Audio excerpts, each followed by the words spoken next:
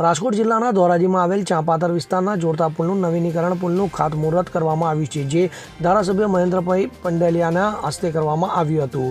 ધોરાજીના રામપરા અને ચાંપાતર વિસ્તારને જોડતા પુલને ઊંચો બનાવવામાં આવે તેવી લોકમાંગ ઉઠવા પામી હતી અને ચાંપાતર વિસ્તારના પ્રાથમિક શાળા આવેલી હોય ત્યારે આ શાળાએ જવા માટે વિદ્યાર્થીઓ બેઠા પુલ ઉપરથી પસાર જીવના જોખમે થવું પડતું હતું। ત્યારે આ વિસ્તારના રામપરાથી ચાંપાતર અને ત્યાંથી ઉપલેટા તરફનો માર્ગ છે, તેથી લોકો પણ આ પુલ ઉપરથી જવા મજબૂર હતા। ત્યારે આ પુલ ઊંચો બનાવવામાં આવે તેવી લોકમાંગ ઉઠવા પામી હતી। ત્યારે ચાંપાતર વિસ્તારને ધોરાજી નગરપાલિકામાં સામેલ કરવામાં આવેલ તેને લઈ વિકાસના કામો ભાજપ સરકાર દ્વારા કરવામાં આવી રહ્યા છે। ત્યારે આજરોજ આ ઊંચા પુલનું નવીનીકરણ માટે ₹67 લાખની રકમ ફાળવવામાં આવી છે, જેને લઈને આજરોજ ભાજપના ધારાસભ્ય મહેન્દ્ર પાંડલિયા દ્વારા ખાતમુહૂર્ત વિધિ કરવામાં આવી હતી। તો આગામી સમયમાં ઊંચો પુલ બનશે અને લોકોની તકલીફોનો અંત આવશે। ત્યારે હજુ ઘણી વિકાસના કામોની ગ્રાન્ટ ફાળવવામાં આવશે, તો રોડ, રસ્તા, સ્ટ્રીટ લાઇટ અને અન્ય કામો પણ કરવામાં આવશે તેવું ધારાસભ્ય મહેન્દ્ર પાંડલિયા દ્વારા જણાવવામાં આવ્યું હતું। ડોક્ટર મહેન્દ્ર પાંડલિયા, ધારાસભ્ય ધોરાજી ઉપલેટા વિસ્તાર। આજરોજ ધોરાજીના વોર્ડ નંબર 1 ચાંપાતર વિસ્તારમાં 67 લાખના ખર્ચે એક પુલનું ખાતમુહૂર્ત કરવામાં આવ્યું।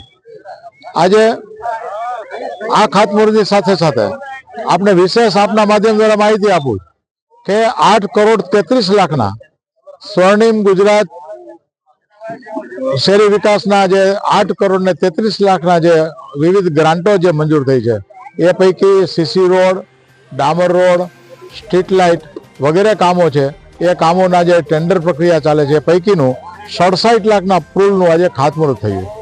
આજે આપના માધ્યમ દ્વારા મારે એ કહેવાનું છે કે ભારતીય જનતા પાર્ટીની ગુજરાત સરકાર અને માનનીય મુખ્યમંત્રીના માર્ગદર્શનથી આજે શહેરી વિકાસ, સ્વર્ણિમ ગુજરાતના અનેક કાર્યક્રમો, વિકાસના કામો થઈ રહ્યા છે।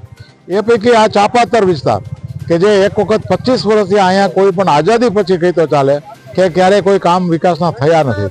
આ વિસ્તારને સનદના પ્રશ્નો હતા, એ પ્રશ્નો ભારતીય જનતા પાર્ટીની સરકાર દ્વારા એ પૂરા કરવામાં આવ્યા છે અને આ વિસ્તારના વિકાસના કામો થઈ રહ્યા છે।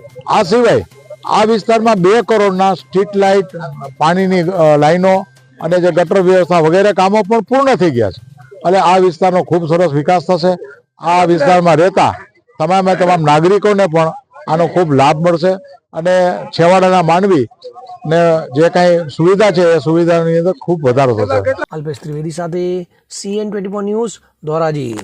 હવે જુઓ દેશ દુનિયાની તમામ ખબરો તમારી આંગળીના ટેરવે। ઉઠાવો મોબાઈલ અને Google Play Store પરથી ડાઉનલોડ કરો અમારી CN24 ન્યૂઝ મોબાઈલ એપ।